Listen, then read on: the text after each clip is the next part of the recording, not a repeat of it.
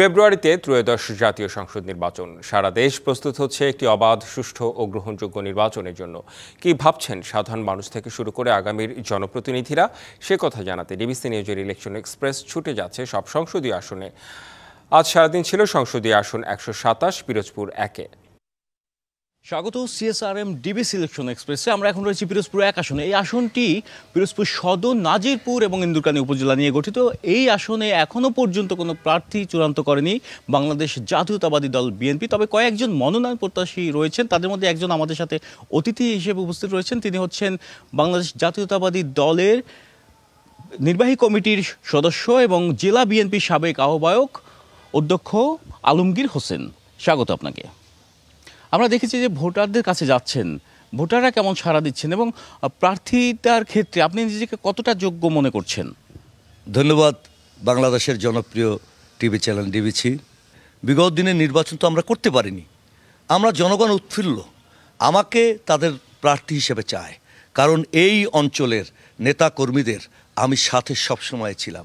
আমি এই দলের সাধারণ সম্পাদক ছিলাম, কনভেনার ছিলাম, সাংগঠনিক সম্পাদক ছিলাম।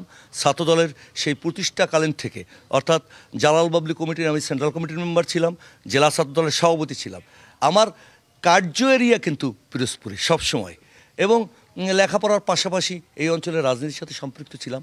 এবার এই অঞ্চলের জনগণ আমাকে বিশ্বাস করে যে আমিই হব তাদের যোগ্য প্রার্থী।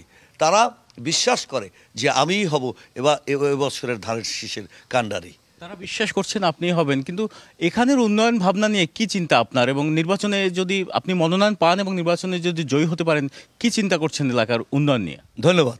আসলে অনুন্নত একটি জায়গা, লুটপাটের একটি জায়গা। 17 বছর লুটের পাহাড় গড়েছে।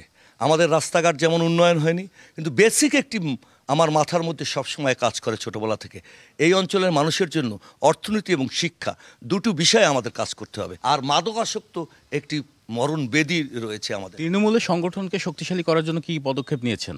আমরা একেবারে তৃণমূল থেকে 17 বছর আমি সংগঠন করতে পারিনি, কিন্তু একটি জায়গায় ঐক্যবদ্ধ রেখেছি সবসময় নেতাকর্মীদের। আমাদের সাংগঠনিক একটু বিশৃঙ্খলা তো ছিলই, আমরা ওপেনলি কাজ করতে পারিনি, কিন্তু এই 1.5 বছরে, অর্থাৎ 5 তারিখের পর প্রতিটি জায়গায়, প্রতিটি ওয়ার্ড থেকে শুরু করে আমি সংগঠন গড়ে তুলতে চেষ্টা করেছি। দল থেকে মনোনয়ন না দেওয়া হয় তাহলে কি দলের নির্বাচিত প্রার্থীর পক্ষে কাজ করবেন কিনা? দেখুন, আমি একজন মুসলমান হিসেবে বিশ্বাস করি, আমি মুসলমান হিসেবে মৃত্যুবরণ করতে চাই। বেগম খালেদা জিয়া আমাকে দক্ষিণ কোরিয়া সফরে নিয়ে গেছেন। তারেক রহমান আমাকে পছন্দ করেন, বিভিন্ন সময় বিশেষ বিশেষ দায়িত্ব দিয়েছেন। আমি মৃত্যুর আগ পর্যন্ত শহীদ জিয়া পরিবারের সাথে বিশ্বস্ত থাকতে চাই। এর বাইরে আমার কোনো রাজনৈতিক ঠিকানা নাই। আমার মনোনয়ন পেলে জয়ের ব্যাপারে কতটা আশাবাদী, সংক্ষেপে যদি বলেন? আমি 100% আশাবাদী। যেমনটি শুনছিলাম, এখানে যারা মনোনয়ন প্রত্যাশী তারাও বলছেন যে মনোনয়ন পেয়ে তারা জয়ের ব্যাপারেও আশাবাদী। আজকে আমরা সারাদিন ছিলাম জালুকাঠি 2 এবং পিরোজপুর 1 আসনে। আগামীকাল থাকবো পিরোজপুর 2 এবং পিরোজপুর 3 আসনে। সেখানে জানবো সাধারণ মানুষ থেকে প্রার্থীদের নির্বাচনী ভাবনা সম্পর্কে। সে পর্যন্ত দেখতে থাকুন সিএসআরএম ডিবিসি ইলেকশন এক্সপ্রেস।